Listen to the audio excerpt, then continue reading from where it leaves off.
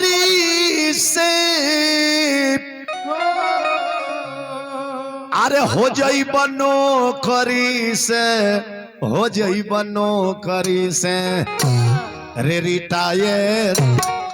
Retire अरे हो जाई बने फैक्ट्री से इको डाली हो रिटायर हो जाई फैक्ट्री से हो जाई नौकरी से अरे हो जाई नौकरी से हो जाई नौकरी से अरे रिटायर हो जाई फैक्ट्री से अरे रिटायर हो जाई फैक्ट्री से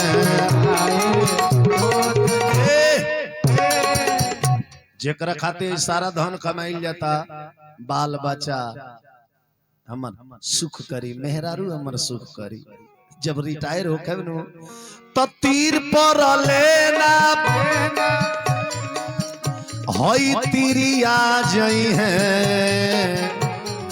बैठी रोई कगरी से बैठी रो अरे तीर पर लेना अरे तीरिया जई है बैठी रोई कगरी से हई कादा राजाई हई कादा राजाई तारा कामे नयाई कादा राजाई तारा कामे नयाई लोग ढक दी तो है चौधरी से लोग ढक दी तो है चौधरी से रिटायर हो जाई फैक्ट्री से रिटायर हो जाई फैक्ट्री से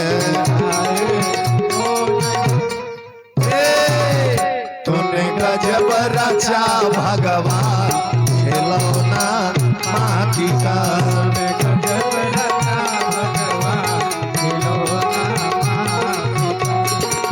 माटी का हो माटी का हो माटी तूने गजब रचा भगवान खिलौना माटी का तूने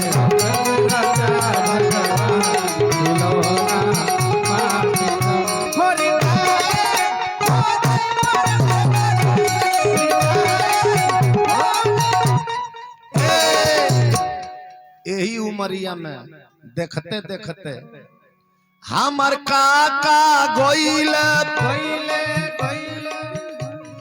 अरे हमर चाचा गोइल देखत नजरी से ध्यान दे हमरा बतिया पर अरे काका गोइल अरे चाचा गोइल अरे देखत नजरी से सभे चल गई कको गईले चचो गईले हाँ अब राउरे बारी में कि काका गईले अरे चाचा गईले देखत नजरी से हई चानी रे सोना अरे चानी या सोना भरल रही कोना ताहर देहिया जरी लकड़ी से ताहर देहिया जरी लकड़ी से रिटायर हो रिटायर हाँ जाई मारा फैक्ट्री से रिटायर हो जाई बरे फैक्ट्री से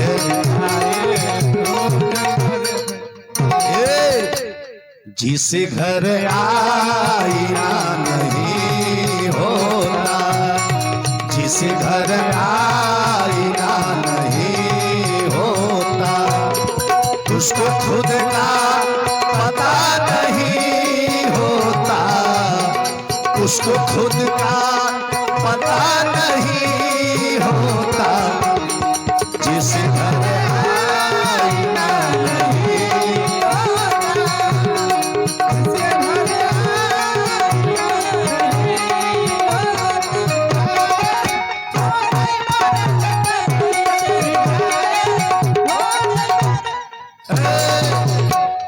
ऐजा घमंडे में कितना लोग, हम बड़का आदमी हैं, 4-4 गो बोलोरो बा, स्कॉर्पियो बा, हम कथा में जाई, जग में जाई, नीचे बैठे हम में एक दिन हई तुम छूटी जाई, तनी प्रेम करना सगरी से प्रेम करना। हलचल बाबा क्वालिटी में आवो, ध्यान दो, खाली जिंदगी में रोटी भात नहीं खे, भात के बाद कुछ बात भी बा, ध्यान दियो कि हम में एक दिन तुम छूटी जाई, प्रेम करना सगरी से। अरे गाड़ी रे घोड़ा, गाड़ी या घोड़ा, तारा काम नया होई दहिया जाई चचरी से, होई दहिया जाई चचरी से, रिटायर हो रिटायर हो जाई बने फैक्ट्री से,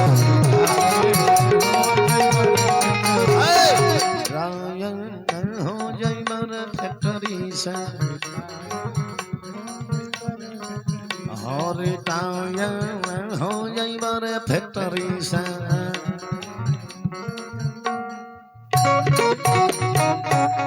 एक दिन सबका रिटायर होके के बाद, लेकिन जे सत्संग में नहीं खेजा, जे प्रवचन में नहीं खेजा, उ लोग का कहेला दुनिया में केहू के केहू नहीं खे, जे सत्संगी बाबू जानता, लेकिन जे सत्संग से बाहर बाबू लोग का कहेला कि हम तुम्हारे हैं, तुम्हारे सनम, हम तुम्हारे हैं।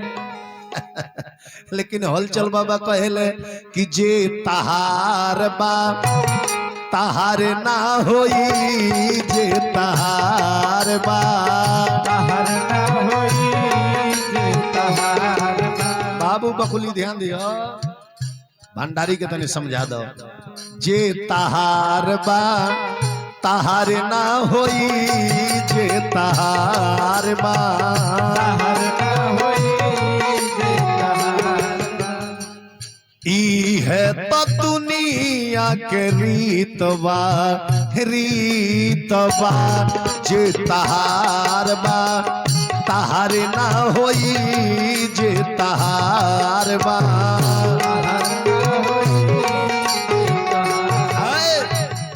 ओ दिन पता लग जाला के कर के बा कहिया, उड़ी तोता रही खोता, काम ना वही है नाती पोता, उड़ी तोता ताली बजा रही खोता, काम ना वही है नाती पोता, उड़ी तोता रही खोता, काम ना वही है नाती पोता, खोली छोटा हक निभाई, अरे तिरिया रोई रोई, जे तहार बा तहार ना होई, जे तहार बा तहार ना होई, तहार ना होई, जे तहार बा।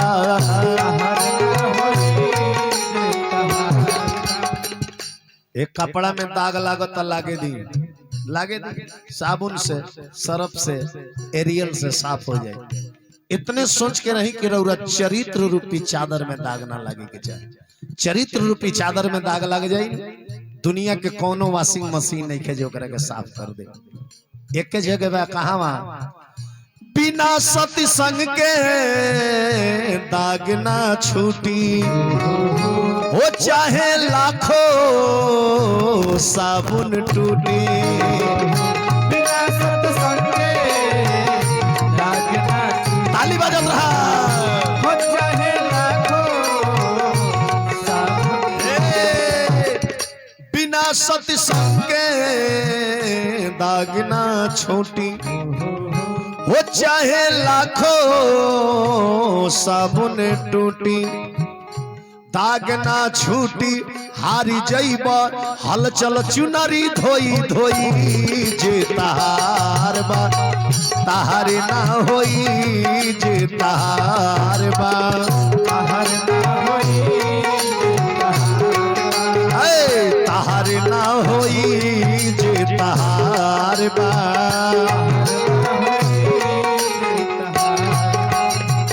प्रेम से बोले शंकर भगवान की जय। आई कथा सागर के तरफ। आज मैया पार्वती और महादेव जी के विवाह के कथा बा। आज संख्या भी तनी बढ़ल बा और दिन से ना होगा। शंकर जी के देखी काल रौरा सब सुनवी सारा विधि भहुए। आज शंकर जी के बरात जाई, तनी हमारा बात पर विचार करे मरुआ लोग। शंकर जी के बरात जाई, जितना देवता लोग अपन अपन सजावट करता कि शंकर जी के बराती चले के बाद सुंदर सुंदर गहना पहनता लो, रथ सजावता लो कि खूब बढ़िया से बढ़िया पहन के जाई कि वही जाके सारा लोग हमरा के देखे जे कितना सुंदर बड़े, हमरा के देखे, हमरा के देखे। यह सोच के देवता लोग के सजावट खूब होता जेकर बराती जाए के बाद।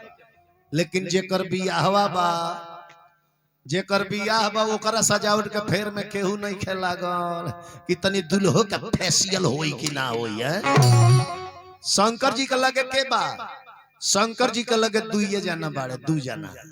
एगो भिरिंगी जे बानर ह, एगो नंदी जे बैल ह। देखी जेकर बियाह बा ओकरा लगे एगो बैल आ एगो बानर, दू जना बाड़े। ई कहू तनिया से कम कर। आ देवता लोग के अपन अपन सजावट होता, लेकिन शंकर जी के सजावट के फेर में केहू नहीं खेला गल। भिरिंगी जिन रहे भिरिंगी बनरू कले जे बाबा बाबा ए बियाह बराऊ आ सजावट होता देवता लोग के। आ रउआ फेशियल के तो फेर में केहू लागले नहीं खे। ए महाराज रउआ कहती नु तो रउआ के हमनी के सजा देती सन, हमनी के तो ऊ ना सजा देव सन। ओइ जा देख निहार के धर निहार लगे जो मत देख रहे द। शंकर जी कनी के त का करे के बा सजाइए दलो। अब रउए लो बताई ये पंच जेकरा के एगो बैल एगो बानर दू जना मिल के दुल्हा बनई है, कितना देखनऊ के दुल्हा बनई है ना। रउए लो अंदाज लगा ली। भिरिंगी भिरिंगी दौड़ल दौड़ल गईले, भिरिंगी दौड़ल दौड़ल गईले, एगो मोटका अजगर सांप घींच के लिए आ जाटा में लपेट के कहले कि छतर मरले रही हो। आ तब शंकर जी से कहले कि बाबा देखे इमरजेंसी में मौर कैसन कहा मौर। शंकर जी कहनी कि तब मौर बाजे जे सटी ओकर कौर लग जाइयो। फिर भिरिंगी दौड़ल दौड़ल गईले आ दू गो बिछी पकड़ के लिए दोनों कानवा में लटका दले। कहले कि बाबा इमरजेंसी में ई कुंडल कैसन कहा कुंडल। शंकर जी कहनी कि त कुंडल बा जे लोढ़ा लेके परिचय आई उहर काहे रही कि कहीं कुंडलवा में हाथ मत सट जाए दादा ना तो दहिया गिनगिना जाए। विचार करी। अब बासहा बैल दौड़ल दौड़ल गईले, मरघट में से जरल चीता के राखी उठा के लिए आ शंकर जी के भर देह पोत के उजरे उजर भभुक्का बना दले। कले देखे में नया सजावट में कहीं कमी नहीं कहनू। शंकर जी जब पानी में अपन सजावट देखनी ठाठा मार के हंसनी हाँ तो गजब सजौलल हो। देवता लोग बढ़िया बढ़िया पहनता कि ओजा गईला पर लोग हमरा के देखे, हमरा के देखे। लेकिन तू लोग हमरा कैसन न सजौले बाड़ ओइ जगह के बाद केहू के केहू ना देखी, सब लोग हमरे के देखी हमरे के। हाँ अरे कोनो बारात में सभे कोट पैंट टाइए वाला होके केहू ना ताकी, केहू से केहू कम नहीं के। आ वही में यदि एगो फाटल कुर्ता पैजामा वाला ढुक जा, सारा कोट पैंट वाला ओकरे ओर तकी है, ई कौन है जे वीआईपी मंडली में ढुकल बा? विचार करी। ए जब मानस में गोस्वामी जी चौपाई लिखले बनी का, किसी वही शंभुगण हरि करही सिंगारा,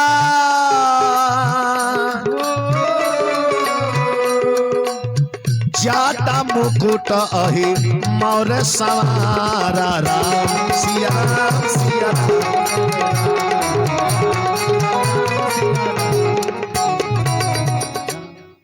गोस्वामी जी लिखनी कि सी वही शंभु गण करही सिंगारा। सिंगारा काहे लिखनी जी? सिंगार नु लिखे के चाहिए, तो गोस्वामी जी सिंगारा काहे ना लिख दल? तो काहे ना सिंगारा लिखी जी? अब तनी भर लेके डिजाइन में कइल जाला, ओकरा के नु सिंगार कहल जाला। अब केहू जाके कजरावटा में मुंह में डुबा देव तो सिंगारा भइल कि ना भइल?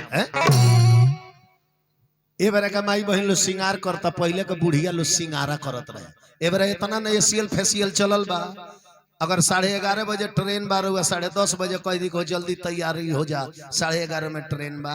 एसीएल फेसियल मिलाउले मिला जुला के 12 बजा दिए घर में, तले ट्रेन पास हो जाई।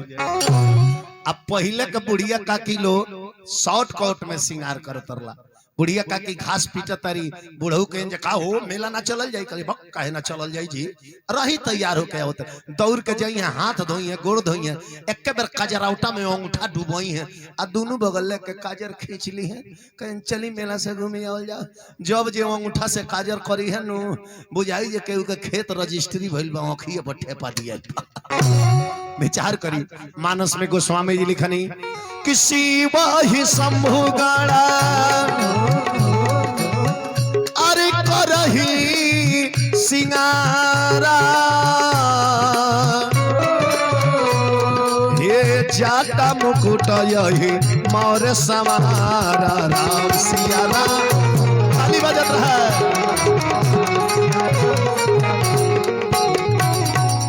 शंकर भगवान के सजावट हो गई। अब देवता लोग के अगुवान के रहे, देवता लोग का अगुवान रहनी विष्णु भगवान के रहे, विष्णु भगवान। विष्णु भगवान देवता लोग से कहने की चलो लो शंकर जी के बराती चले के बाद चल के देखल जाओ जो दूल्हा तो यार भइल बड़े कि ना दूल्हा। जब सब देवता लोग आई आ शंकर जी के जब हई खतरनाक सजावट देखल लो, विष्णु जी कहे कि हई ला हे दूल्हा के बराती चलल जाई, नाश्ता पानी छोड़ो ना, दुआर पर कोनो बैठा हूं के ना पूछी। नारद जी कहनी कि का है? विष्णु जी कहनी कि दुल्हवा के देखत है व्यवस्थापक समेत गांव भर के लोग गांव छोड़ के भाग जाई, तो केकरा के बैठे के पूछी, केकरा के नाश्ता करे के पूछी। एगो काम करे के, हमनी के जितना देवता मंडली बानी सो आगे चले के, जितना देवता मंडली बानी सो आगे चले के, ए बाद में दूल्हा पहुंची है जवन होई तवन देखल जाई। अब विष्णु भगवान सब देवता लोग का मंडली लेके आगे चल गई। वही तरह का नियम बनावल है कि आज भी केहू के बेटा के बारात जाला नु तो बाराती लोग आगे रहेला आ दूल्हा के गाड़ी पाछे रहेला, आ उहे केहू मर जाला तो अर्थी आगे रहेला, बाराती लोग पाछे रहेला। एकर मतलब जे इंसान सुख में आगे हो जाता है आ दुख में पाछे हो जाता है। अब देवता लोग चल गए, इन भिरिंगी शंकर जी से कहले कि बाबा हम बाराती लोग गइल आगे, अब बिना बाराती के बारात नीक ना लागेला। आ रउआ लगे हमनी के दुइये जना नुमानी सन हई बैले हूं हम बानरे हई, तो बैलू पर तो रउआ बैठिए जाए, बैला पर तो रउआ बैठ जाए, रउआ डरे तो बैला के लगे केहू सटी ना, पिछवा एगो बाराती हम ही नु बाँचे आ वहू में बानर हई गांव भर के जितना बनलका लइकवा बाड़े सब हमरे लगे बिटोरा जाइए सन, आ ईटा ढेला चला के कुदा के मुआ दिए सन। ऐसे महादेव जी तनी रउआ कहती नु, रउआ कहती तो अपना कंपनिया में से 2-4 लाख बाराती बोला लिए जाए, अपना कंपनिया में से ए महाराज उ लोग तैयार ना होला, परमानेंट तैयारिये में रहबे करेला लोग, खाली हो कहला के देरी बस सर दे चल दिलो। शंकर जी कहनी के त का करे के बा, बुला दलो आई दोनों तीर धनु ये लगा हटाई त आगे से आई दोनों जना के उठा के हटाई एकदम कह दी घरे चल जाओ लो, चलो तीर धनु लेके चलो त उ भीरावत रहेगा, कहीं कौन का आंख में लग जाई तबे खतरा हो जाए। घरों के लोग 9 दिन निचिंते रही है दादा, जब कथवा के बेरा होता लइकमन के ढकेल देता लो, चल जा सनो जा हलचल बाबा फैलावत रही विचार कर। अब भिरिंगी एक कदर चिलैले कले कि आए शंकर जी के बाराती चले के बा, बाप रे बाप, हाथी घोड़ा खचर कुकुर सियार बिलार हाडा बिरहनी मधुमक्खी भूत बैताल हाकनी डाकनी पिचासनी 25 करोड़ एक बेर चल रहे जा। शंकर जी कैसन ऐसन बरतिया रहले, कौनो के गोड़े ना रहे वही में घसीटते चलत रहे, तो कौनो के सैकड़ों गो गुर रहे, कौनो के आंखें ना रहे उ टोवते चल देले रहे, तो कौनो के भर दे आंखिए रहे। मानस में गोस्वामी जी लिखले बानी कि कौनो का मुंह हवे ना रहे, कौनो का मुंह ना रहे तो कौनो का मुंह बुझाओ जो बम नहर के पुल हो।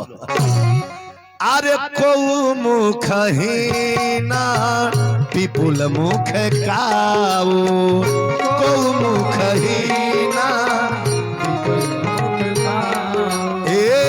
बिनु कर पद को बहु पद बाहो,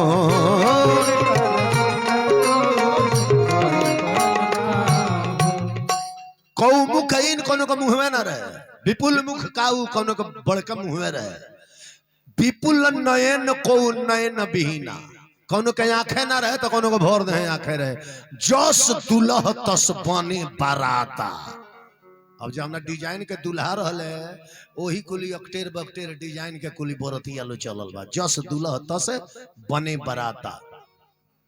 अब तो देखी 25 करोड़ भीड़ तो जुट गई, जब हेतना भीड़ जुटल नो तब बादशाह बैल कहले भिरिंगी से कि ये भिरिंगी हेतना भीड़ तो बिटूर ले ले बड़ा, हेतना भीड़ लेके जाए के बा, आ कहीं आगे कोनो गांव में औरी बारात निकलत होखे, आ वो भीड़ में जब ई भीड़ टकराई नु पता चली जब 15 दिन के बाद वो बारात पहुंचल बा।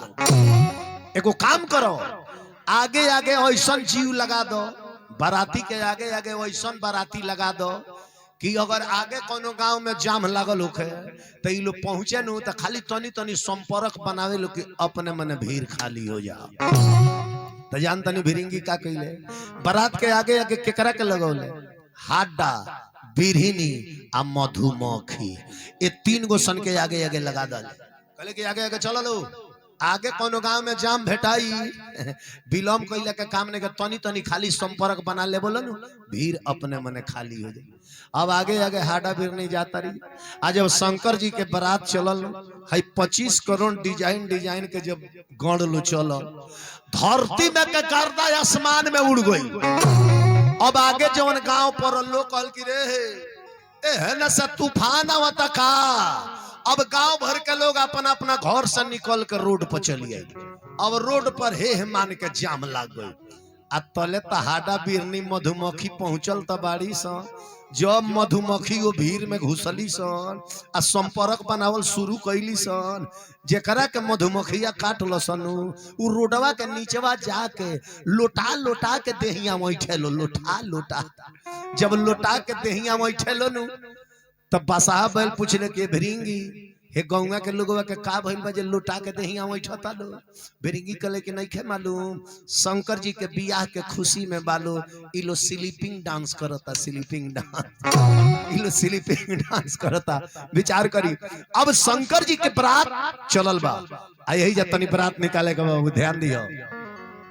पहले के जमाना में बैंड जात रहला, अब ए बार तो बैंड वाला सिस्टम धीरे धीरे डाउन भइल जाता। हाँ ओकर नाम रहला बैंड थाई बारात निकलता।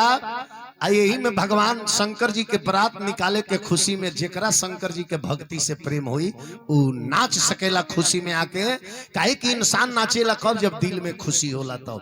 हरदम हरि के कीर्तन में इंसान नाचते हैं, इंसानों का नाचना देखकर भगवान नाचते हैं। नाची थी मीराबाई, नाचे सजन कसाई, नारद बाबा नाचे थे बीड़ा के तान बजाई। लगा कर आग लंका में वीर हनुमान नाचते हैं। हरदम प्रभु के कीर्तन में इंसान नाचते हैं। शंकरो भगवान तांडव के नाचे नचले रहनी। लघु सिद्धांत कौमुदी किताब में लिखल बा, नृत्यावसाने नटराज राजो ननाद ढक्का नौ पंचबारम उद्रत काम संकद्दि सिद्धा नेत्रत विमर्शे शिवसूत्र जालम। लिखल बा। तो इंसान नाचे लको जब दिल में खुशी होला तो रउआ लोग तन हर बारात में नाचत हो, इंसान के बारात में नाचत हो, लेकिन आज भगवान के बारात में नाचे के बा। शंकर भगवान के बियाह में नाचे के बा। बारात निकाला था बाबू, चला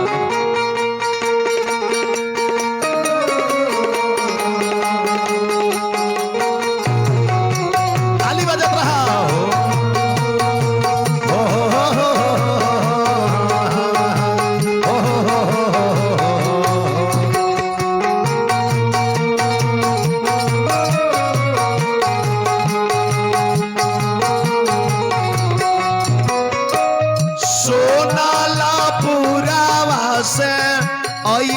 सोनरिया भैया ले वैले सोनावा बे सही है। ताली बजत रहा।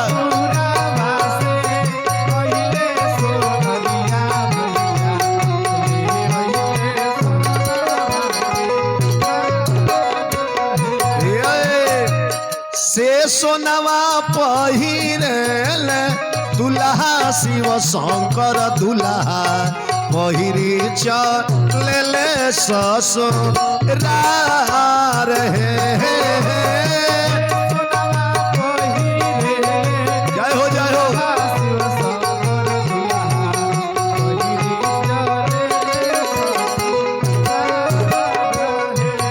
ये गांव में शंकर जी के भक्त केहू नहीं खे का रउआ शंकर जी का कौन लेखा लागत है, तनी खड़ा हो जाए जे भाव रह जा। भजन भोजन भाव के चीज हो। शंकर जी के बियाह में नाचे के बा, ठीक बा। अरे से सोनावा पहिरेले दुल्हा शिव शंकर दुल्हा पहिरी। अब एक बेर तरकुल के पेड़ लेखा खड़ा रहे के ना कनिया तनको दे हिलते डोलते। हाँ देखिए भाव में इंसान नाचेला। अरे से सोनावा पहिरेले दुल्हा शिव शंकर दुल्हा पहिरी चले ससुरार हे।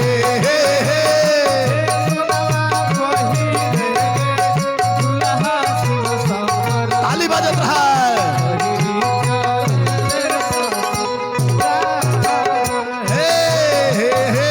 सासुया नारी पूछे सरहज दुलारी पूछे रुकी बाबू आजुए के रात है।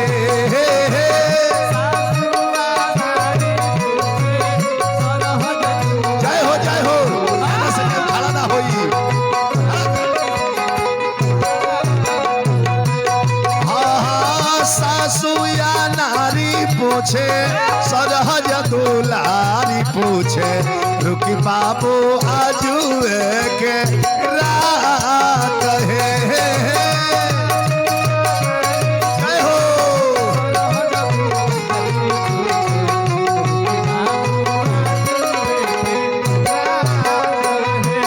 हाँ हाँ कैसे मैं रुकी सासो आजू के रतिया हो।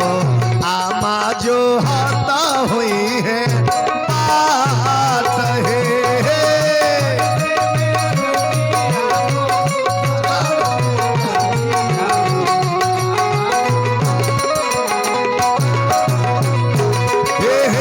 पतिया जो हाथा हुई है छतिया फाटता हुई है नैना से गिरत हुई है लो रहे।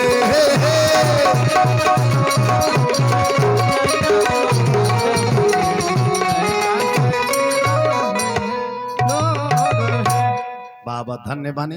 भगवान शंकर जी के कृपा सब पर बना रहे। हाँ वाह वाह। चली प्रेम से बोली शंकर भगवान की जय। है ना तक खड़े ना भइला बुढ़िया का किलो बेटा का परीक्षाओं में खूब नाचत लो भांगड़ा पर आज पतोहिया के नचावे के काम लगावती है न कपारे हाथ धकर रोवत लो कामना के घर के आइल बिया ये दादा आज भगवान के बियाह में नाचे करल त केहू ना खड़ा भइल प्रेम से बोली वृंदावन बिहारी लाल की अब शंकर जी की बारात अभी रास्ता में बा अतल विष्णु भगवान सब देवता लोग के मंडली लेके राजा हिमांचल के यहाँ पहुंच गई।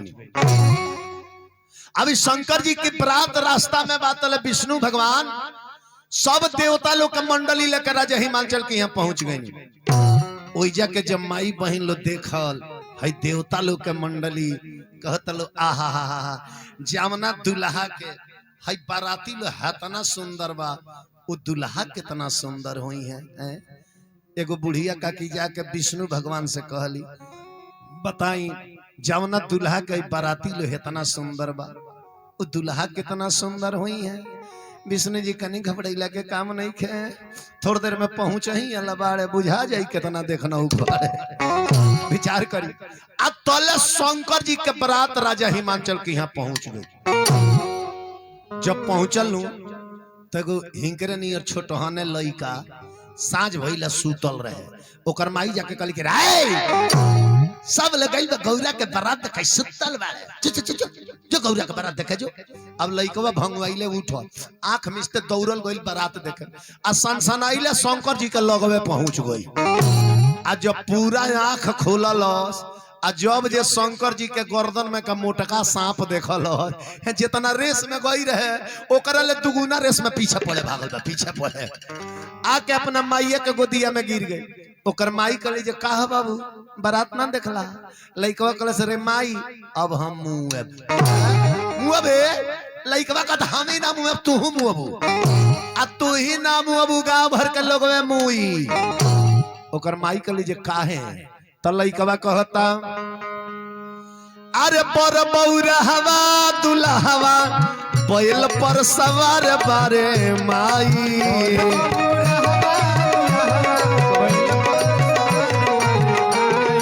पर बौरा हवा दुल्हवा बैल पर सवार बारे माई त लागे डर हर देखी बर तलाग डर देखी बर के जमात रे माई हम न देख जाए गौरा के बारात रे माई लग डर दे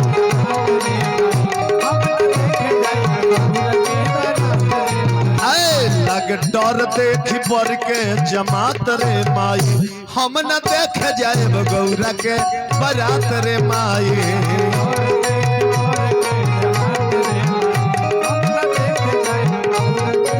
लइकवा कलश की रे माई अगर सांप गुजर से गांव बाँच गई तब बिहने बाढ़ में मैं गांव डूब के मर जाई। ओकर माई कहली जब बाढ़ कहाँ से आ जाइए लइकवा कलश की तू का जन्मू ओ दुल्हवा के मुड़िया पर से परमानेंट पानी गिरते रहता जहाँ जे 48 घंटा बारात गांव में रुक मैं गांव में नाई चलावे के पड़ जाई। लइकवा कहता भूत पे तालवई में बनले नचनिया दुल्हा के मुड़िया से गिरता वे पनिया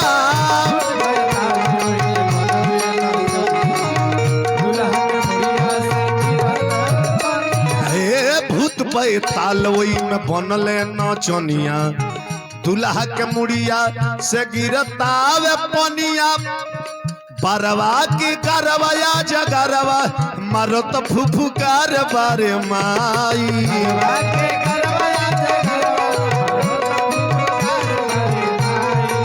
परवा की करवा जगरवा मारो तो फुफुकार बारे माई लागे डर अरे देखी बर त लागे डर देखी बर के जमात रे माई हम न देख जाए गौरा के बारात रे माई।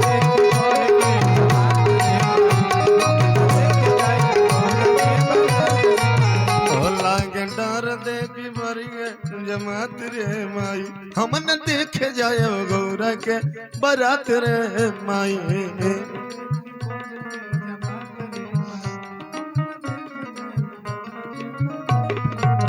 प्रेम से बोले शंकर भगवान की। अब शंकर जी के बारात कहाँ पहुंचल? राजा हिमांचल के दुआरी पर बारात पहुंचल नु तो शंकर जी के सास रहली जेकर नाम रहे मैना रानी। का नाम रहे? तनी बोलल जा। काकी को तरी बेना रानी आई होता। अभी इतने घाम पर बेना याद पड़े लगो। मैना रानी नाम रहे। मैना रानी का कली की सोना का थरिया में सोना के लोढ़ा लेके घी के दिया जरा के लोटा में गंगा जी के पानी लेके चलल बड़ी। आज अपना दामाद के परीछ ले, आरती उतार ले, पानी उछरिंग ले, अपना करेजा के जुड़ा ले।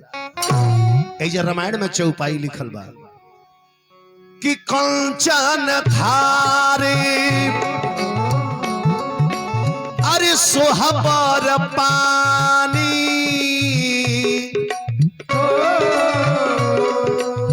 परिछन चलही हरही हरसानी। राम सिया राम ताली बजता।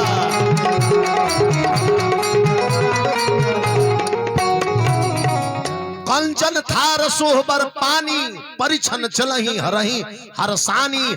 जैसे मैना रानी में दुआरी पार कैली जब जे अपना दामाद के कैलेंडर देखली हई पाकल पाकल दाढ़ी बड़के जाटा दुल्हा के तो मुंह में दांते नहीं के दुल्हा तो पकुरावत। मैना रानी आरती के थरिया फेंक दहली, लोटा के पानी फेंक दहली, भागी भवन बैठी अति त्रासा। व्याकुल के घर में जाके थारा के बैठ गई, रोवे लगली। थरिया फेंक के जब भगली न तब विष्णु भगवान आके कहनी शंकर जी से, तब जी ए राम हो न गई बेइज्जती। सास जी अली ना आरती उतरली ना पानी उछरिंगली ना परिछली, बिग बाग के थरिया गईली नु हाथाना खतरनाक सजावट कैला के का जरूरी रहला? तनी मीडियम में ना भई रही। शंकर जी कनी के चुप रही। सास हमर खिसिया के थोड़े भागल बड़ी, हमर सास तो हमर रूप देख के अगरा के भागल बड़ी, अगरा के। विष्णु जी कनी के हाँ अगराए वाला तो रूप है, बताओ तो जे कितना अगराए वाला रूप बा। जब सास जी अगराई रही हा तो आरती काहे ना उतरली हा। शंकर जी कनी की सास हमर समझदार बड़ी, देखली कि रे जावना दामाद के मुड़िए पछानारमा बाड़े, वो दामाद के हेती चुकी दिया देखावल दामाद के बेइज्जती न होई, एही सवरतिया के थरिया फेंक देलिया।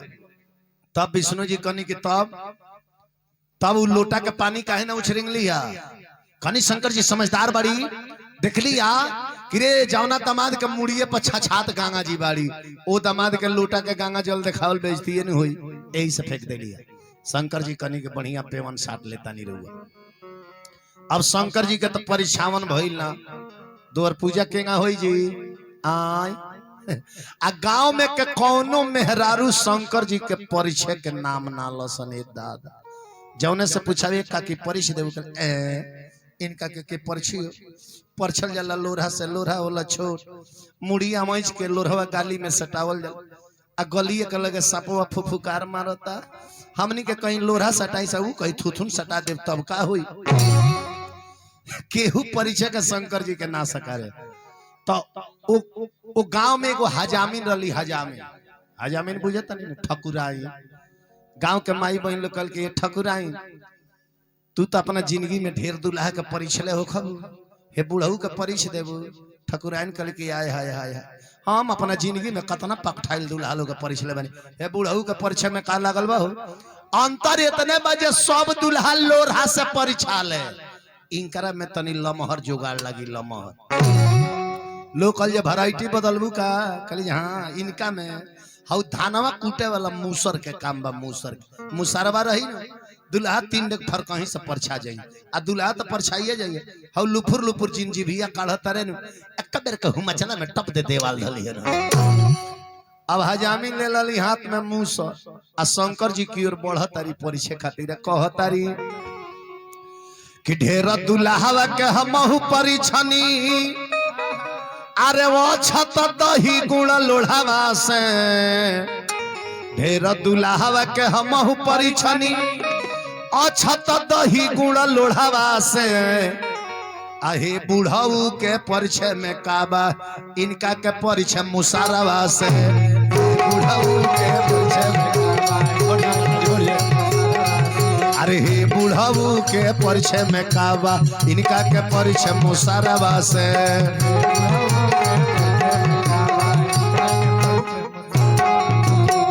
जब हाजामीन मूसर लेके शंकर जी की ओर बढ़े लगली तले तो बासाहा बैल देख लहल बासाहा बैल देखले तक लगे ए बाबा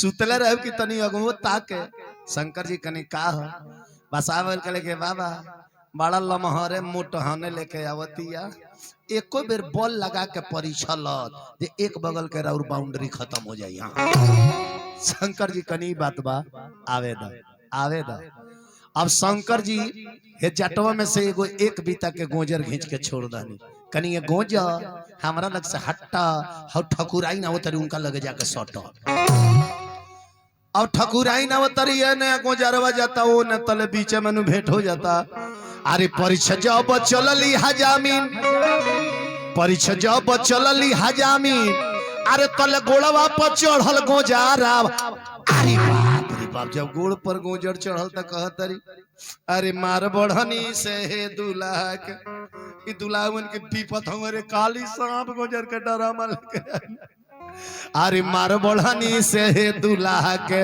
आ फेंकी के भागल मुसारावा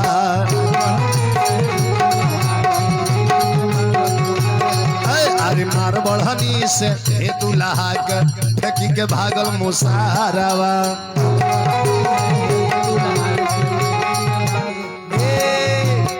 अब मैना रानी बैठ के रोवतारी आ केकरा के गरिया होतारी नारद जी के कि मुहावा से निकले लगारी नारद काहे कैला गदारी हो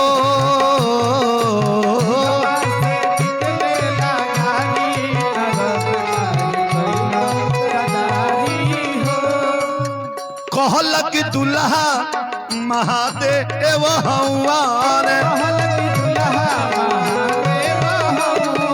काये नारद बाबा तारा धोखा करे करे त काये संसार में एगो हमरे बेटी रहे हैं कहला की दुल्हा महादेव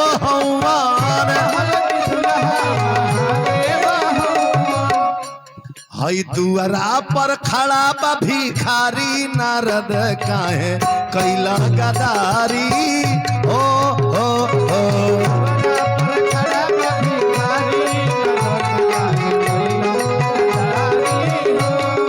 मैना रानी कहली कि सुन लो हमहू एगो बेटी के माई है हमरो लगे ममता बा हमरो ममता के कोनो क्षमता नहीं है भले कुछ हो जाई लेकिन ए दुल्हा के संगे में अपना बेटी के बियाह ना करो ऐसन बौरा है बरस गौरा ना बियाह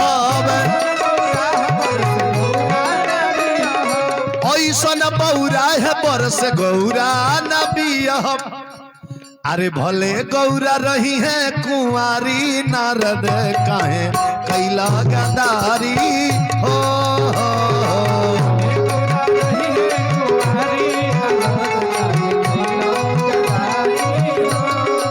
इनके के लोग कहे भनाडारी नारद काहे कैला गदारी हो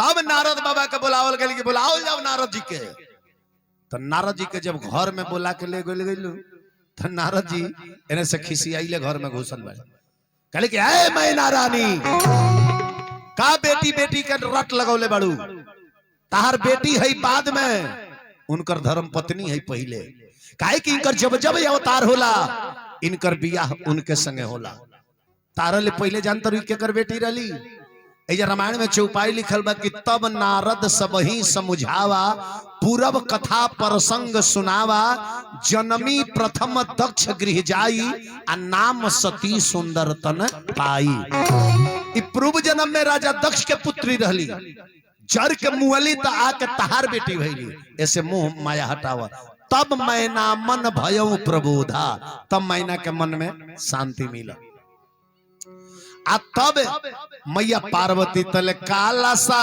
के लोते लोते भोलेली गौरा दे सुनि शिवा आराज हमार तनिए से रूपवा बदलती महादेवा नैहरा के लोग पतिया सहे तुरंत भगवान शंकर पर रूप बदल दे खूब सुंदर दुल्हा बन गई तब ठकुराइन दौड़ल बड़ी मैना रानी से कहली ए मैना रानी अब का कपारे हाथ धक बैठल बानी चली चल के अब ना दामाद के देखी ई डिजिटल दामाद लागत रे डिजिटल पहले पुरनिया रहले हन अब एके बेर भौक दे नया हो गईले जाके कहली अरे सुनी सुनी मैना रानी माथा चकरात बा ओइसन दामाद सुनी सुनी मैना रानी माथा चकरात बा ओइसन दामाद अब के कारा खोजात बा ऐसन दामाद अब के कारा खोजात बा ऐसन दामाद माथावा पौन का चंद्रमा चमचमात बा ओइसन दामाद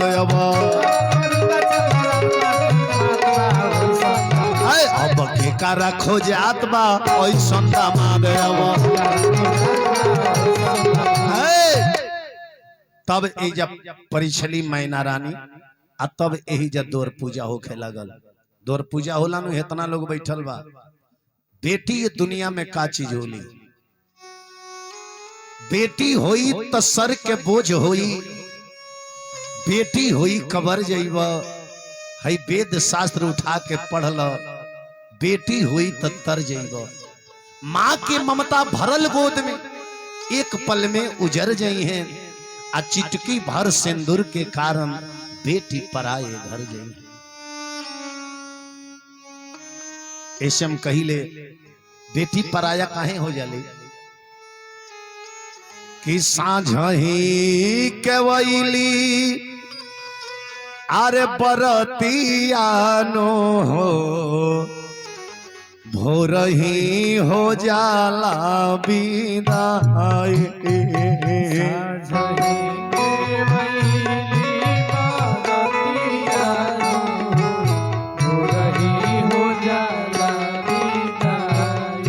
अरे साँझही केवैली बरतियानो हो भोरही हो जाला विदाई चिटुकी भर से नो राकरनावानो हो बेटी हो जाली पाराए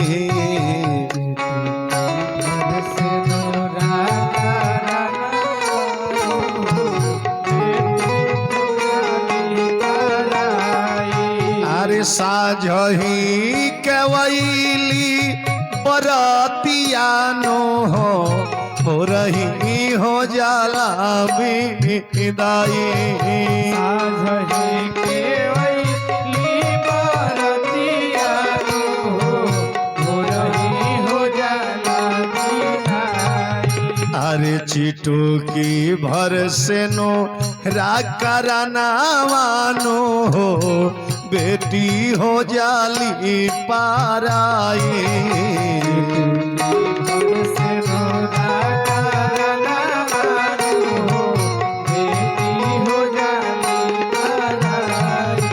लड़की के माई रोवेली कहली आरे बाड़ा रे जाता नावा से धियावा के पलनी जाली पराया घर करे जा के छलनी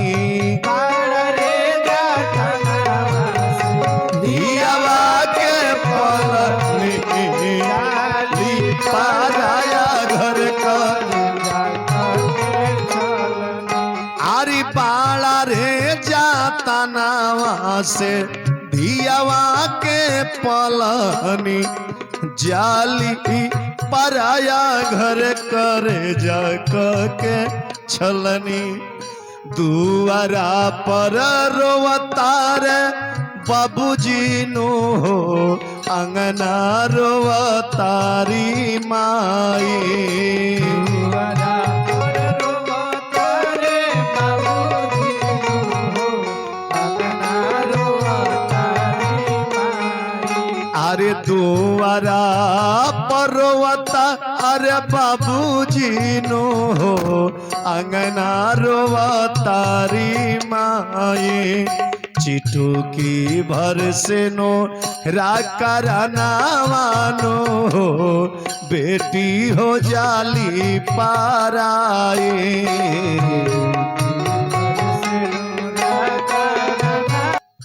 अरे डोलिया में जाली बेटी रोवताया केली पीछावा से रोवत जाली सखी या सहेली डोलिया में जाली बेटी रोवताया केली पीछावा से रोवत जाली सखी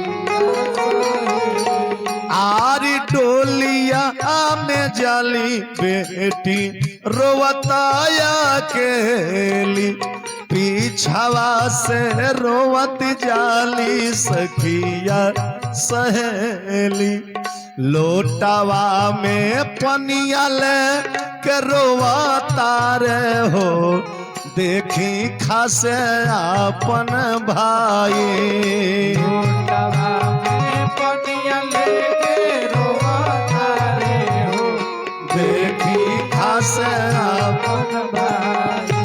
अरे चिटो की भर से नो राकरानावानो हो बहिना हो गईली पाराई घर से नुरा करना हो बहिना चिटो की भर से नो राकरानावानो हो बहिना हो जाली पाराई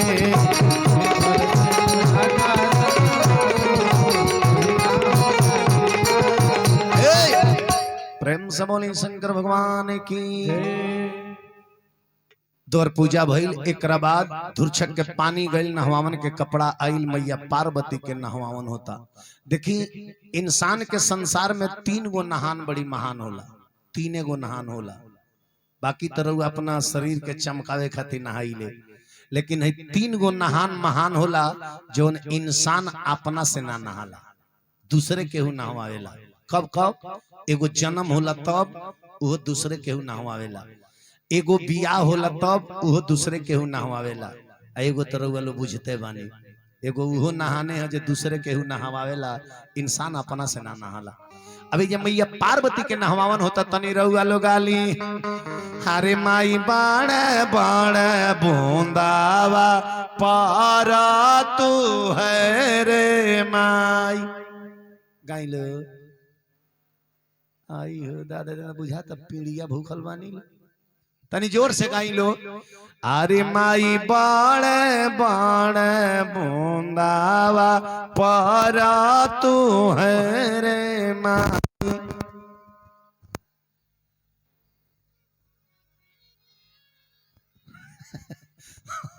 हौ देखी एगो काकी के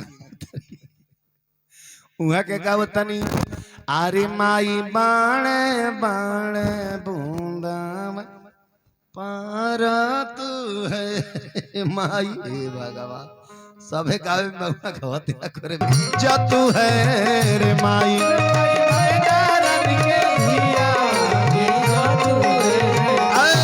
अरे माई बाणे बाणे बूंदावा पर तू है रे माई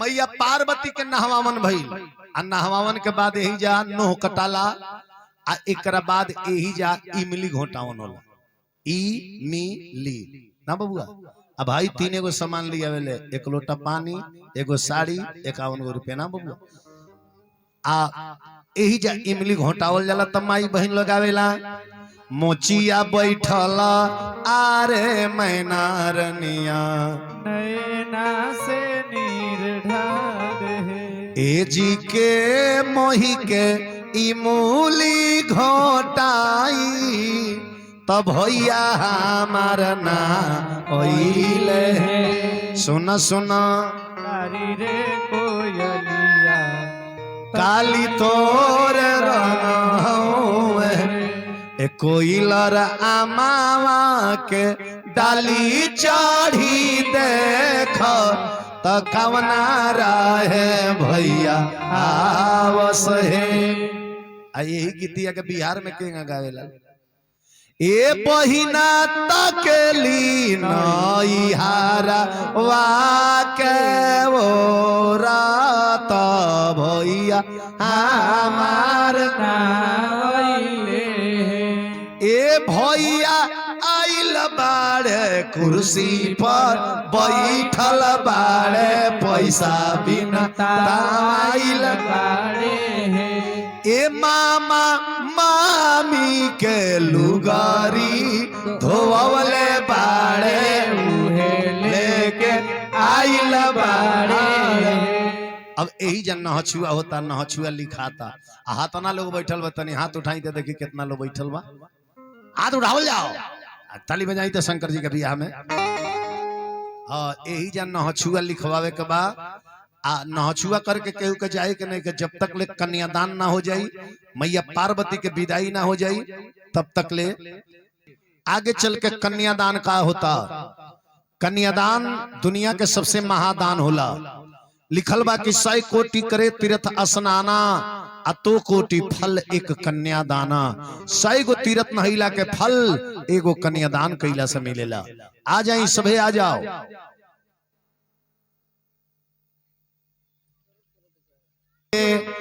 अरे जानल गुनाह बाटे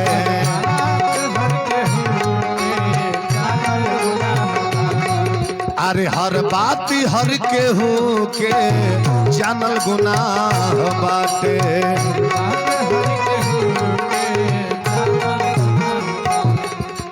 हर बात हर केहू के जानल गुनाह बाटे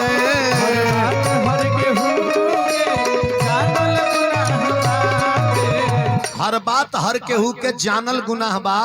एगो औरी हमर बात रहुआ दिल में धले कि हर आदमी के अपन अरे मानल गुनाह बाटे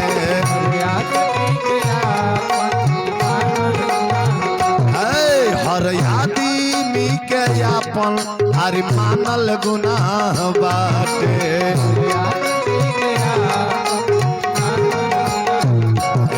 हर बात हर केहू के जानल गुनाह बाटे।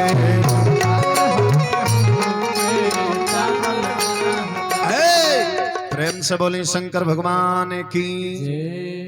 अब आई देवता सबे मैया पार्वती के नहछुआ तनी एक बार सबे जयकार बोले तो प्रेम से बोली शंकर भगवान की। अब बरात ध्यान द बबुआ बरात में से भसुर सरकार आइल बानी मैया पार्वती के कन्या निरीक्षण करे खातिर गुरहथनी करे खातिर।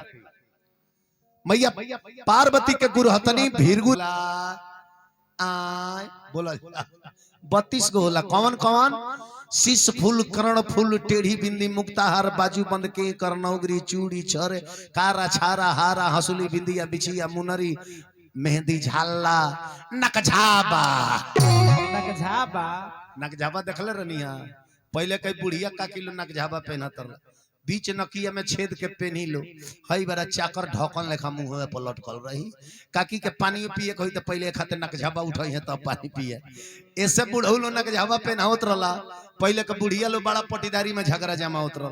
जब पटीदारी में झगड़ा जमी आई फुटुर फुटुर गरियावे के काम तो ऊपर से हमारी ठाक ठाक ठाक ठाक चुप चुप चुप कहीं जते ही गरिया हम नकझाबा धोखा दे देता।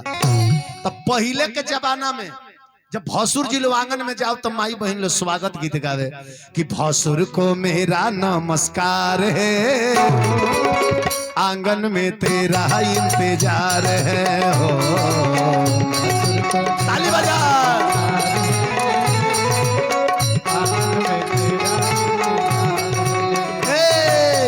भसुर को मेरा नमस्कार है, आंगन में तेरा इंतजार है हो। भसुर को तेरा नमस्कार है, आंगन में तेरा इंतजार है।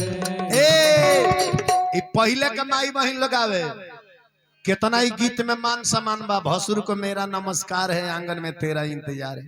एक घड़ी का गावत हलो जाई ने एगो संगतिया के बाराती हम गोरखपुर आ गई, हमरा के बुला ले गए जा गुरहथनी में।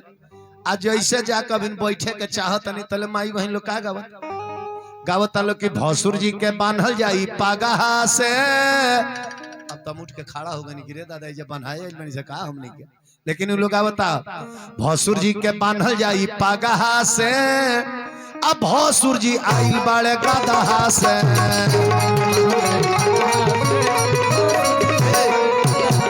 अरे भसुर जी के बांधल जाई पागा से, भसुर जी आई बड़े गदहा से।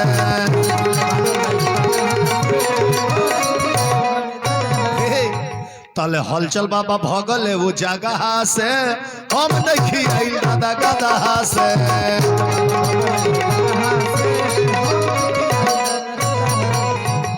ए बेरा के गीत है में कोनो प्रेम बा कोनो लजत बा कुछ नहीं।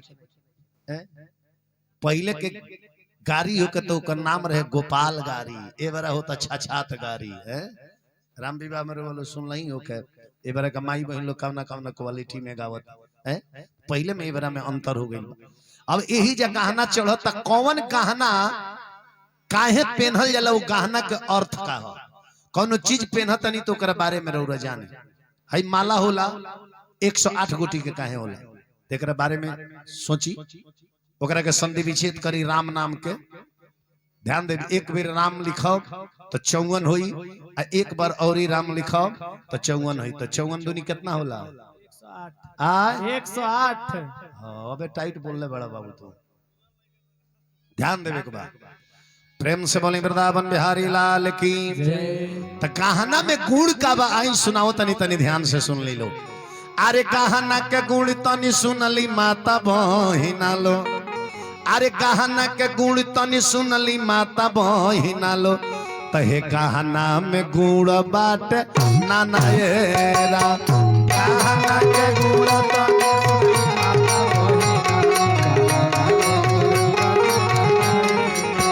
अरे कहना के गुण तनी सुनली माता बहिना लो, कहना में गुण बाट नाना येरा।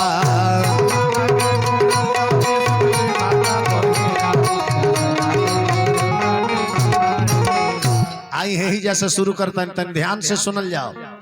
है लीलार पर साटल जला एकर नाम है टिकुली। टिकुली के अर्थ का भई? अरे है टिकुली कहेला सखी अपन टेकमती तूरी हम, अरे टेकही से धर्म बचाना ए राम। टिकुली कहेला सखी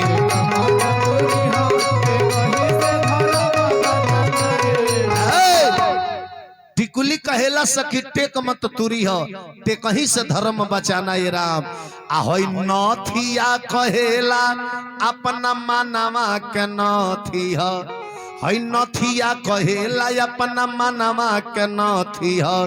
तो बह के न पावे मन मनाए राम।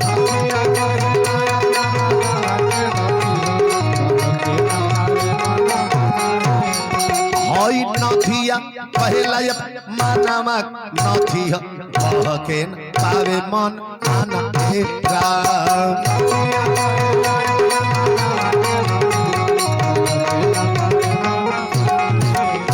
आहई झुमका कहेला सखी कबो झूठ माती बोली हा, आ झूठ ही पर मालिक खिसियाना ए राम। हंसुली कहेला अपना पिए संग हंसी हा, हंसुली कहेला अपना पिए संग हंसी ह तब पर पुरुष नरक निधान हेरा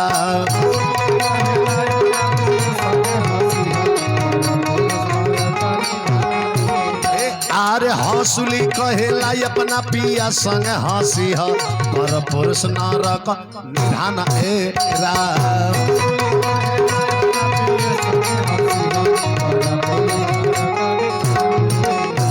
अरे मंगल सूत्र कहेला हरदम अरे मंगल बोली हा उल्टा जे बोली हम मती पानाए राम मेहदी झाला कहेला कबो हाला मती करी हो तो घर ही में बनावे के बेरा खाना एरा डणकस कहेला तनी बस में तू रही हो काहे की बाउरबा जबाना ए राम चूड़िया कहेला कबो चोरी मती करी हो ना तो बांधल जइबू जमपुरा थाना ए राम अरे बिछिया कहेला कबो बिखमती करी हा बिखही पगुरु खिसियाना एरा आ पायल कहेला हरदम पहुँचल रही हो कहवा वृद्धा पेंशन उठावे ना ना ना पायल कहेला हरदम पहुँचल रही हो त जहाँ बाड़ संत सुजाना एरा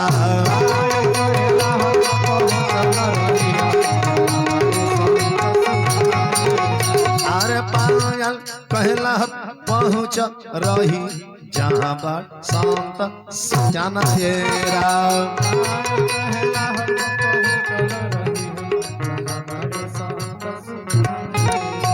तबलवा का कहता कहू कहू सीताराम कहू कहू सीताराम कहू कहू सीताराम कहू कहू सीताराम कहू कहू सीताराम कहू कहू सीताराम सीताराम सीताराम सीताराम सीताराम सीताराम सीताराम सीता कहू कहू सीताराम कहू कहू सीता कहू कहू सीताराम कहू कहू यही के कलकारी कहल जाला ना प्रेम से बोली वृंदावन बिहारी लाल की भासुर जी गुरहथन करके चल गई नहीं अब दुल्हा सरकार महादेव जी आंगन में आयल बनी कमेटी से काहे रुए पियर रंग के धोती लाल रंग के साड़ी अगर आयल हो के तो मंच पर भेज दियल जा अब महादेव जी आयल बनी आंगन में सखी लोग बता अरे वहीले हाँ मैना के आंगनवा है पहुनवा भोला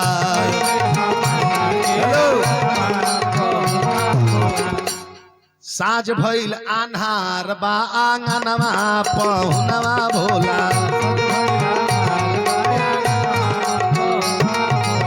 जनरेटर वाला भाई है मंच पर का लाइट तनी से जरा दी मात्र 15-20 मिनट और काहे कि केहू के बियाह के कथा अधूरा ना छोड़े के चाहिए केहू के बियाह अधूरा होला नु तो आत्मा में दुख लगेला अब एजा महाराज हिमांचल शंकर भगवान के पांव धोनी अब पांव धो के धोती दियाइल पहने के माई बहन लोग गावेला पेन्हली हई बनारस के मंगावल धोतिया रौरा बहिना के मशीन के बिनावल धोतिया अनेक अनेक प्रकार के गावेला लोग आ दुल्हा पढ़ लिख के इंजीनियर बड़े तका हो ससुरारी में सर्टिफिकेट कौन चीज के मिलेला गावेला लो हमारा पान बाटा घाटा के घास काटा वहीले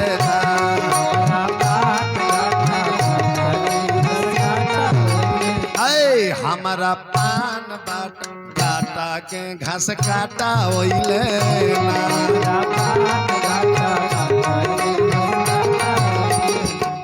हमरा में भंडारी गए बियाह करे उनकर हौसले 6 साल हो गए हंसबे न करे मेहरारू के विदाई होत रहे तो सब लोग रोवत इहो फूका फाड़ के रोवत रहे कल जे रउआ काहे रोवत तनी तई कहत रहे कि रउआ लो आजे भर नु रोवत तनी हमरा जीवन भर रोवे के विचार करी तब जे मेहरारू गाव तरी सन हमारा खाइल बाइल मोटाइल के अरुआइल वइले हो हमारा खाइल बाइल मोटाइल के अरुआइल वहिले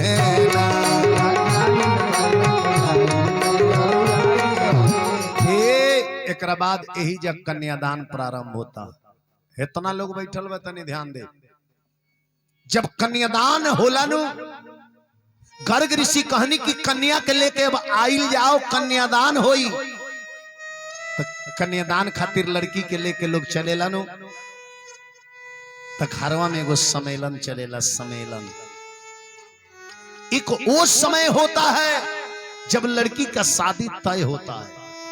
जब लड़की का शादी तय होता है ना, उस दिन से लड़कियां रोने लगती है, बाबुल का घर मेरे लिए पराया हो जाएगा, बाबुल का घर छूट जाएगा। रात दिन लड़की रोने लगती है। तो उस समय लड़की की माँ अपने बेटी को समझाती है, अरे मेरी प्यारी बिटिया तू क्यों रोती है? अरे बिटिया तू पराई होती है, पराई को तो पराई घर जाना ही पड़ता है, मत रो मेरी लाडली, मत रो। उस समय माँ अपने बेटी को समझाती है। लेकिन आज कन्यादान के लिए सखी लोग लेकर चले हैं ना, तब माँ अपने बेटी को गले से लगाकर पुकार कर रोने लगती है कि सचमुच में मेरी प्यारी गुड़िया मुझसे जुदा हो जाएगी, सचमुच में मेरी प्यारी गुड़िया मुझको छोड़कर चली जाएगी। जब माँ रोने लगती है ना, तो उस समय बेटी अपने माँ को समझाती है, अरे मेरी माँ, अरे तू ही तो कहती थी कि बिटिया पराई होती है, अब ये पराई घर जाने को तैयार है, तो तू रो क्यों रही है मेरी माँ? अरे मैं तो तेरे आंगन की खेलने वाली एक छोटी सी पराई गुड़िया थी, अभी पराई गुड़िया पराई घर जा रही है, तो तू रो क्यों रही है मेरी माँ? बेटी रोती है और अपने माँ से कहती कि मैं गुड़िया तेरे आंगन की, मैं गुड़िया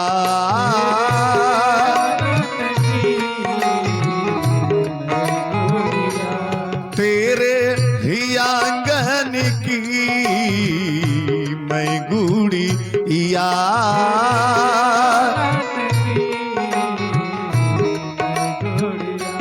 लड़की रोती है, अपने माँ से कहती है, ओ मेरी मैया तू क्यों रोती है? बेटी पराया धन होती है। ओ मेरी मैया तू क्यों रोती है? बेटी पराया धन होती है। अगुताई मत रहुआ सबे, मात्र 10-15 मिनट रुक जाए, केहू के कथा अधूरा सुन के ना जाए के। ओ मेरी मैया तू क्यों रोती है? बेटी पराया धन होती है। यादें भुला दे माँ, यादें भुला दे माँ बचपन की, मैं गुड़िया तेरे आंगन की, मैं गुड़िया।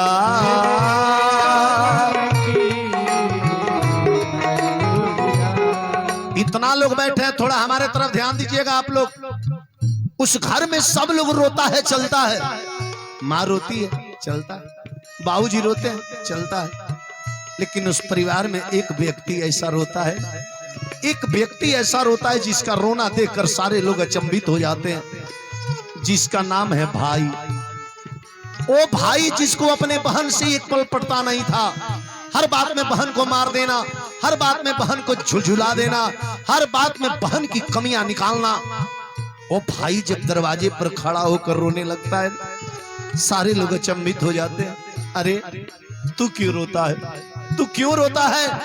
अरे वो तो तेरी दुश्मन थी, तू तो मारता था, तू तो फटकारता था, अब वो जा रही है तो तू रो क्यों रहा है? भाई कहता है, मारना ये तो मेरा प्यार था, फटकारना ये तो मेरा दुलार था, मैं अपने बहन को लाख मार देता था, लाख फटकार देता था, लेकिन जब मैं रूस करके सो जाता था ना, मेरी बहन मुझको बगैर खाना खिलाए नहीं सोती थी।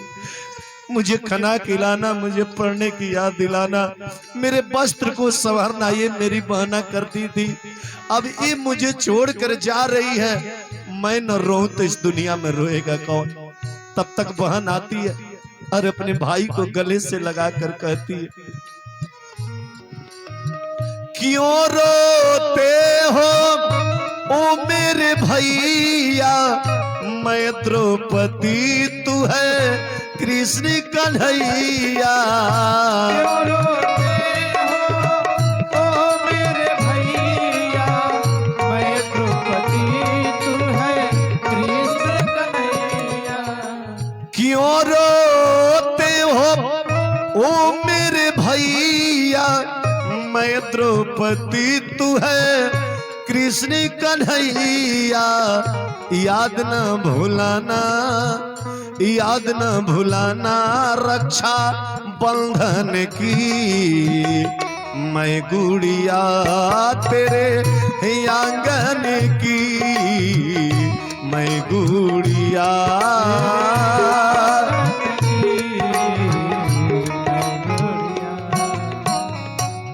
यही जब मैया पार्वती के कन्यादान होता है, जब रुआ दान कैनी हन उ न हछुआ रला, वो अदला के बदला है। रुआ केहू के यहाँ करे तो वो व्यक्ति रउरा यहाँ करी। रुआ भगवान के बियाह में न हछुआ कनिया सब लोग देखला, लेकिन भगवान न हछुआ करे ले तो केहू देखेला ना। एक ताला बानू दू ताला बनावे के साले भर में राय होके लगे। ना रानी के हाथ में शंकर जी के हाथ बा, और शंकर जी के हाथ में मैया पार्वती के हाथ दिया गई। यही जब कन्यादान के गीत चलत रहता, और वलुआ की कन्यादान महादान में दान करी, तो कन्यादान में कुछ न कुछ जाके दान अवश्य कर देवे के चाहे। तो कन्यादान के गीत चलता, और वह लोग कन्यादान में पहले कमेटी के सदस्य भी सबे पारा पारी आवे कन्यादान में दान करे के बाद। बाबा कावा न होना गरिया, जुआवा खेलानी तो हमारा के हारी आईनी है।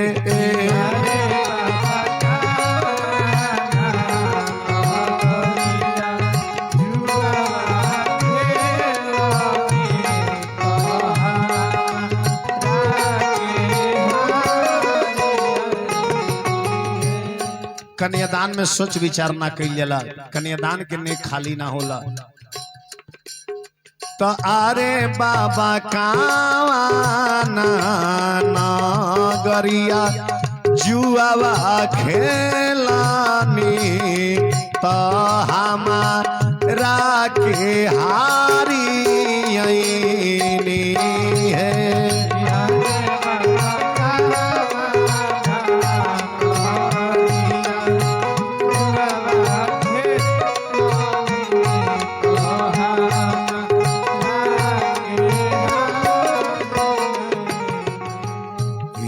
तो अरे बेटी शिवा के हो नगरिया, जुआवा खेलानी तो तारा के हारी आईनी है।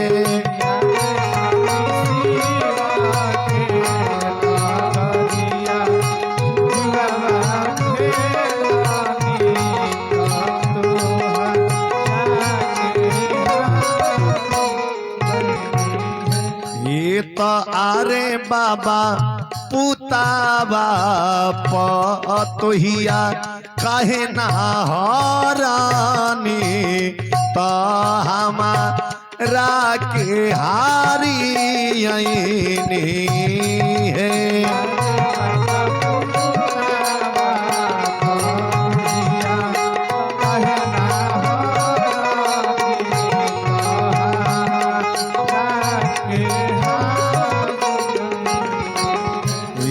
तो अरे बेटी पुतावारे पतोहिया घर के लक्ष्मी, तो बेटी पहुना हो है।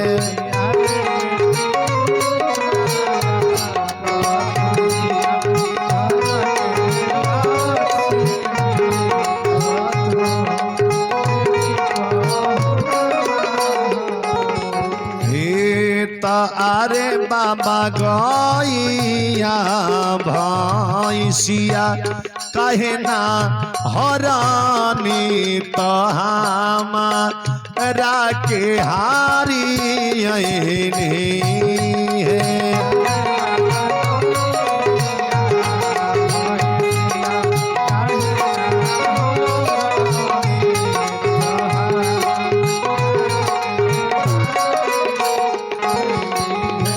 मैया पार्वती के कन्यादान भइल। अब विशेष सूचना श्रोता सभे सुन ले। पनिग्रहण के बाद सिंदूरदान भइल। महादेव जी सिंदूरदान कैनी आ सिंदूरदान के बाद दुल्हा दुल्हन कोहबर में गईले ना बबुआ। कोहबर में जाला लो तकावेला लो की कोठा बाबू परवा बाबा मोरावा बोलुए मोरावा बोलिया सोहावन हो लगुए मोरावा बोलिया सोहावन हो लगुए। अरे आजुए के रतिया बाबा जगल रही तारा घरवा चोरिया होई है तारा घरवा चोरिया होई है। चोरावा में वही है शिव शंकर चोरावा सारा धानावा छोड़ी होती है गौरा बेटी के नाही हो छोड़ी है। यह गावे लो।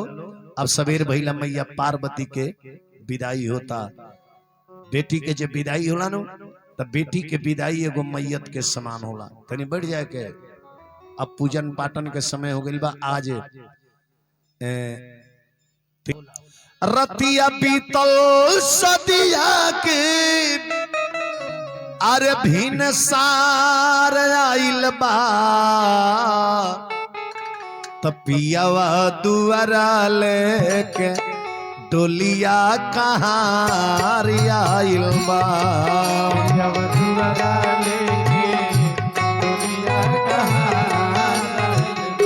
हो पियावा दुआरा लेके डोलिया कहाँ आइल बा।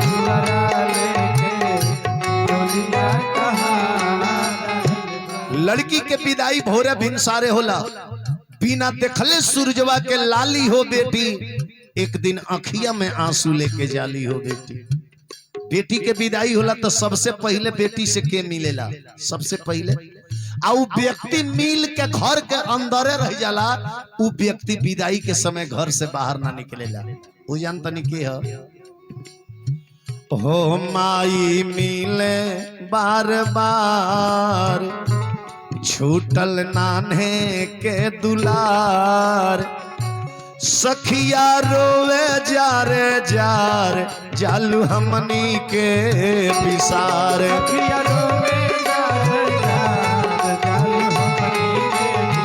हो सखिया रोवे जारे जार जालू हमनी के विसार। पेन के चला चुनरिया ससुरा से तहार आइल बा पियावा दुआरा लेके डोलिया कहाँ आइल बा।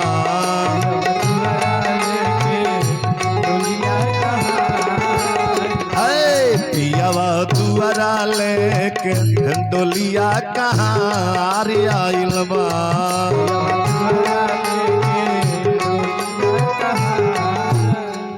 बेटी के माई तो सबसे पहले मिलेली आ मिल के घर के अंदर रह जाली। लेकिन वही परिवार में वो कौन ऐसा व्यक्ति बा जो हर समय वो व्यक्ति घर के अंदर रहेला। लेकिन विदाई विदाई विदाई का नाम सुनते वो व्यक्ति घर छोड़ करके घर से बाहर निकल जाता है। आ द्वार पर एक अलग कोना बैठ करके वो व्यक्ति गमछा से मुंह ढांप करके फूका फाड़ कर पहले से रोते रहता है। लड़की के जब लोग घर में से निकाले ला बेटी कहली हमर माई मिल गई हमर भैया मिल गई हमर बाबूजी नहीं की लोगत हमर बाबूजी कहाँ बनी। बेटी देखेली कि बाप ते एगो अलग कोना बैठ के पहले से रोवत रहे। बेटी दौड़ के बाप के लगवा जाली भारा के गुड़वा पर गिर जाली।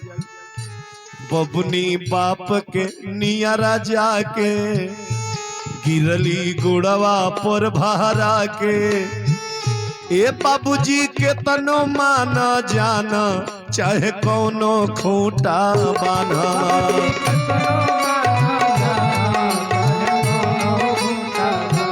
बबुनी बाप के नियरा जाके गिरली गोड़वा पर भारा के ए बाबूजी के तनो माना जाना चाहे कौनो खूंटा बाना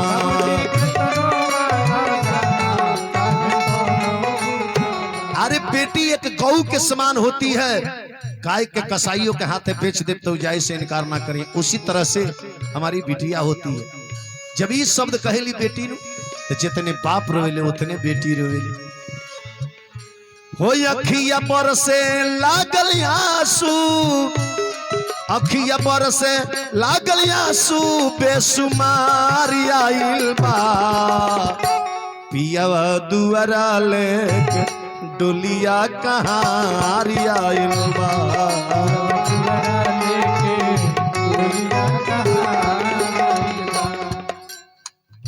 बाबुल का घर छोड़ के बेटी पिया के घर चली, ये तो कैसी घड़ी आई है मिलन है जुदाई है, ये तो कैसी घड़ी आई है मिलन है जुदाई है, ये तो कैसी घड़ी आई है।